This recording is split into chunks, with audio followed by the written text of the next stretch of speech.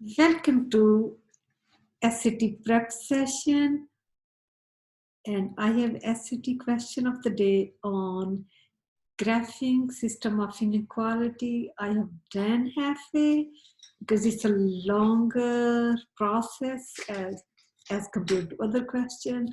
So the question is given, if the system of inequality 2 minus y is less than 2x and negative x is less than 4 minus y is graphed in the xy plane above, which quadrant contains no solution to the system.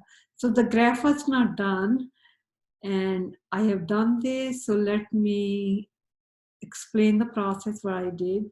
First step is going to be convert inequality number 1 into slope intercept form. So I rewrote here, I subtract 2 from both sides, and then that gave me negative y is less than 2x minus 1. To get rid of negative sign, I did divide both sides by -1. When you divide anything by -1, inequality sign flips. That's a rule, what inequality sign. So this sign was less than, it became greater than. So we have y is greater than 2x, negative 2x plus 2, because when you divide positive by negative, answer should be negative. So this is your inequality into slope intercept form. And at this point, really, you are ready to graph it.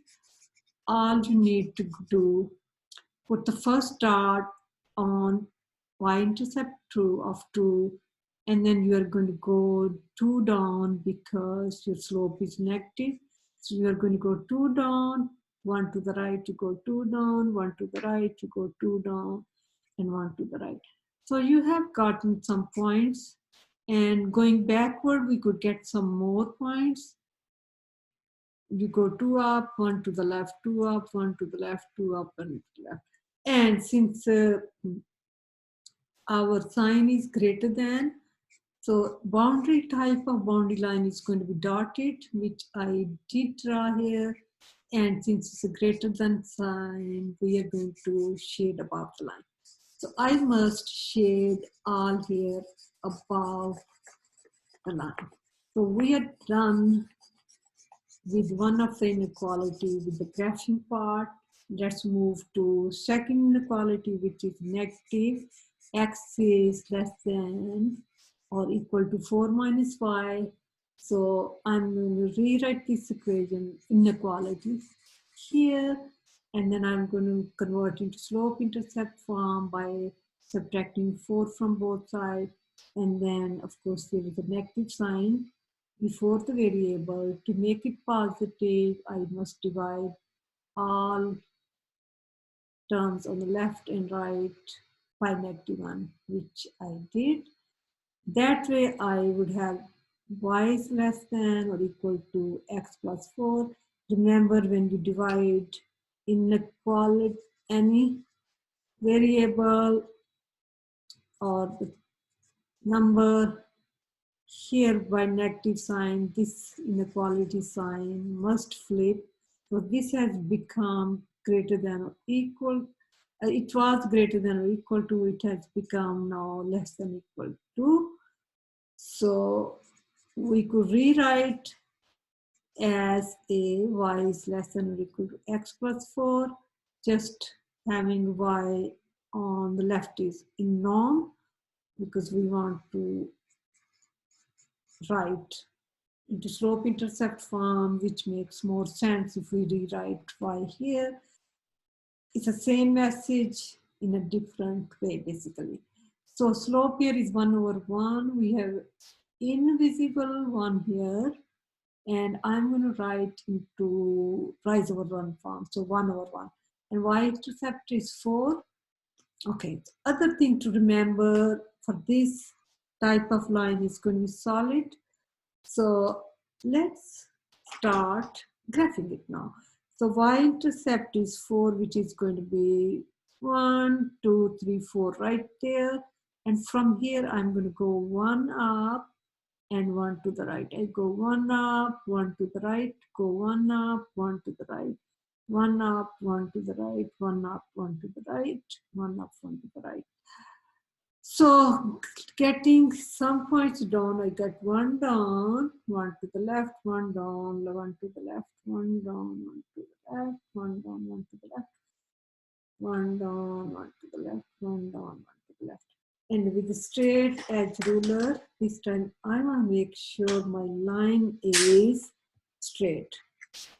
Being extremely careful with the dots, and so I'm going to graph right here.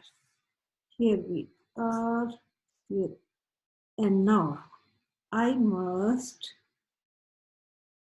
shade below the line, which is right here in this part. So I'm going to pick up another color and shade everything under this one.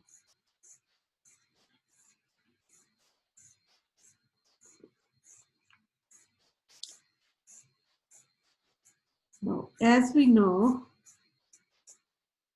solution to the system of inequality is going to be all the time in double shaded area. So in this, what is called overlapping area.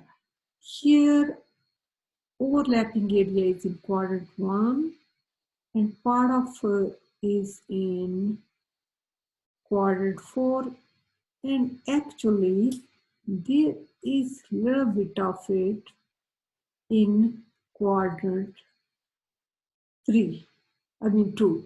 So little bit part in quadrant 2 here for overlapping, and little bit in the quadrant 1 a lot, and some in quadrant 4.